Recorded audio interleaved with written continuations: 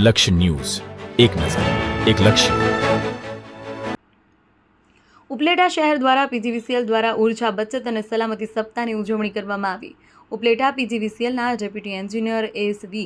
પાગડારની આગેવાનીમાં ઉજવણી કરાઈ. આમ જનતા અને ગ્રાહકોમાં ઉર્જા બચત સલામતીની જાગૃતતા આવે તે માટે સ્થાનિક પીજીવીસીએલ દ્વારા આયોજન કરવામાં આવ્યું. ખાસ કરી વિદ્યાર્થીઓ દ્વારા વાલીમાં જાગૃતતા આવે તે માટે શહેરની 2 સ્કૂલમાં ઉર્જા બચત અને સલામતી અંગેની ચિત્ર અને નિબંધ સ્પર્ધા યોજવામાં આવી. શહેરની 2 શાળામાં ચિત્ર અને નિબંધ સ્પર્ધામાં વિજેતા થયેલા વિદ્યાર્થીઓને પીજીવીસીએલના અધિકારી ડેરૈયા સહિતનાઓ હસ્તે ઇનામ વિતરણ કરવામાં આવ્યું. અહેવાલ અર્શીભાઈ આહિર, ઉપલેટા. હું એચ.એન. ડેરૈયા, ઉપલેટા શહેર પેટા વિભાગીય કચેરીમાં જુનિયર ઇજનેર તરીકે છેલ્લા 1 વર્ષથી ફરજ બજાવી રહ્યો છું.